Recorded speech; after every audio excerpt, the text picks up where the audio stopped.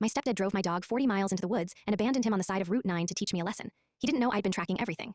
The collar, the dashcam, all of it. His parole officer got the footage before he even got home. My dog's name is Biscuit. He's a 5-year-old golden retriever I adopted from the Harmon County shelter when he was 8 weeks old. I was 16 at the time. I'm 21 now. That dog got me through my parents' divorce, my mom's remarriage, and the worst years of my life. He's not a pet. He's the only constant I've ever had. My mom married a man named Gerald Voss in 2021.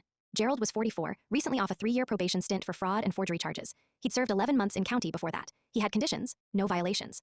Regular check-ins with his parole officer, a woman named Denise Calhoun. My mom swore he'd changed. She said everyone deserves grace. Gerald hated Biscuit from day one, said the dog smelled, said I spent too much money on vet bills. In March 2024, he told me I needed to rehome Biscuit or face consequences.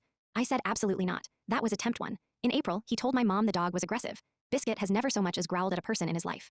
Mom asked me to consider options. Attempt 2. In May, Gerald started locking Biscuit outside overnight. I brought him in every morning. I confronted Gerald directly and said, touch my dog and we have a problem. He laughed. Attempt 3. I went to my mom one final time on June 2nd. I begged her to intervene. She said, Gerald's the head of this household. Maybe you should compromise. Attempt 4. My own mother chose a convicted felon over my dog, so I prepared. I bought a 5 GPS collar for $149 and attached it to Biscuit's harness. I also installed a $60 dashcam in Gerald's truck while he was asleep. It was a Vantru N1 Pro, small enough to hide behind the rearview mirror. I had a feeling. I prayed I was wrong.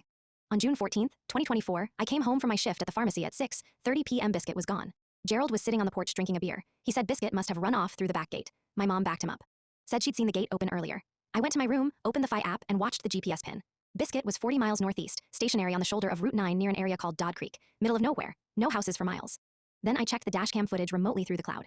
Gerald had loaded Biscuit into his truck at 2:47 p.m., drove 55 minutes, pulled over on a gravel stretch, opened the tailgate, and pushed my dog out. Biscuit tried to follow the truck. Gerald drove off. My dog stood in the road getting smaller in the rearview camera until he disappeared. I saved the footage to 3 separate drives. Then, I called Denise Calhoun. Gerald's parole conditions included a clause about maintaining lawful conduct and demonstrating behavioral stability. Animal abandonment in our state is a misdemeanor. Any criminal charge was a parole violation.